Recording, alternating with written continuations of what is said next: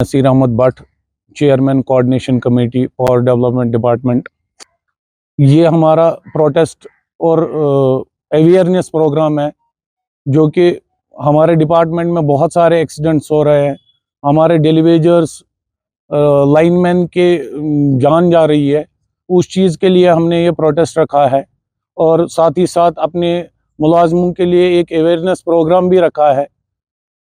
हमारे कुछ इश्यूज़ हैं जो आज तक डिपार्टमेंट ने हमारे साथ फुलफिल नहीं किए, जिसमें सबसे पहले सेफ्टी अवेयरनेस का कोई भी प्रोग्राम नहीं हो रहा है और जो हमारे सेफ्टी इक्विपमेंट्स है वो सब स्टैंडर्ड है, वो अप टू मार्क नहीं है और बहुत सारी जगहों पे नहीं दिए जाते हैं।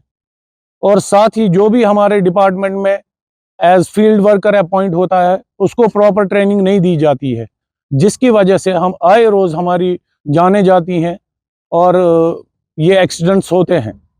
दूसरा इशू हमारा ये है, जब भी कोई एक्सीडेंट होता है किसी मुलाजिम का, वो बेड पे होता है, उसके पास उतना अमाउंट नहीं होता है कि वो अपना इलाज करा सकें, ना उसके पास उस टाइम वो होश होता है।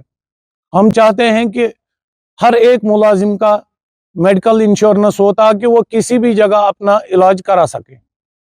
दूसरी डिमांड हमारी ये है, हमने हजारों जानें दी हैं ऑनलाइन ऑफ ड्यूटी, लेकिन अभी तक ना तो गवर्नमेंट को समझ आया ना हमारी एडमिनिस्ट्रेशन को समझ आया कि ये पीडीडी जो इलेक्ट्रिक डिपार्टमेंट है ये रिस्की जॉब है, इनको रिस्क अलाउंस भी प्रोवाइड करना चाहिए। हमें ये बात समझ नहीं आ रही है अभी कितनी और जानें देनी है, जब जाके हमारे हुकाम को ये समझ आएगा कि ये रिस्की जॉब है। और हमारा एक वेलफेयर चल रहा था जो कि हम अपनी जेब से अपनी सैलरी से जमा करते थे अपने ऑफिसर हजरात के पास, अपने डिपार्टमेंट के पास। 2022 में उसको स्क्रैप किया गया। जो हमारा पैसा करोड़ों रुपया उनके पास जमा थे वो अभी तक नहीं दिए गए, ना उसका कोई हिसाब दिया गया। अगर डिपार्टमेंट करेक्ट मेजर्स, सही मेजर्स नहीं लेते हैं ये कीमती जान बचाने के लिए, आइंदा जो भी प्रोग्राम, जो भी नताइज होंगे उसके लिए हमारे ऑफिसर जिम्मेदार होंगे। हमारे डेलीवेजर्स जो कि 20-20 साल से डिपार्टमेंट में, आपने हाल ही में देखा होगा हमारा एक डेलीवेजर रिटायर हो गया एज डेलीवेजर।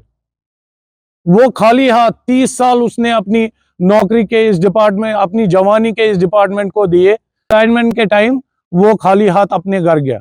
वो अपने बच्चों को क्या खिलाएगा और खुद क्या खाएगा।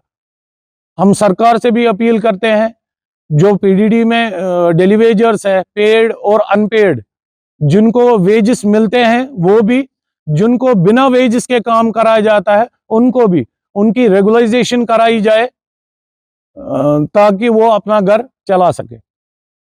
ये तो हमने आज एक टोकन प्रोटेस्ट दिया है और अपने मुलाजमों को अवेयर करने के लिए कि वो सेफ्टी गियर, सेफ्टी इक्विपमेंट पहने, जिनके पास है, जिनके पास नहीं है वो काम ना करे। देखिए जी, हमारे ऊपर बहुत सारे प्रेशर्स हैं। लोग भी हमें करते हैं कि नहीं जी पहला मेरा ठीक करो। जब भी रात को कोई फॉल्ट आता है तो हमें भेज दिया जाता है रेक्टिफाई करने के लिए, जहां पे हमारे जेईज भी अवेलेबल होने चाहिए या व्हीकल भी अवेलेबल होना चाहिए, वो चीज़ नहीं होती है। मेरे लाइनमैन या एमआर को भेजा जाता है कि हायर अप से कॉल आई है, वहां पे वीआईपी मूवमेंट है या और कुछ है तो ये फॉल्ट रेक्टिफाई कीजिए, लेकिन बॉसेस की तरफ से कोई सपोर्ट नहीं मिल रहा है। सैलरी से कंट्रीब्यूट करते थे कुछ पैसा, जिसमें हमारे इंजीनियर्स भी करते थे, क्लर्क भी करते थे, लेकिन बदकिस्मती हमारी है जिसमें कोई भी गवर्नमेंट का पैसा नहीं आ रहा था, तब भी उसको स्क्रैप किया गया। और जो हमारा अपना पैसा उनके पास जमा था, अप्रोक्सीमेटली 25 करोड़ उनके पास जमा है, उसका कोई हिसाब नहीं है। उसके लिए हमने बहुत सारी आवाज उठाई लेकिन अनसुना किया जाता है। हर बार पीडीडी को अनसुना किया जाता है। लास्ट मंथ भी जब हमारे मुसरत साहब एमडी केपीडीसीएल थे, तब एक हफ्ते में 4 जानें चली गई थी।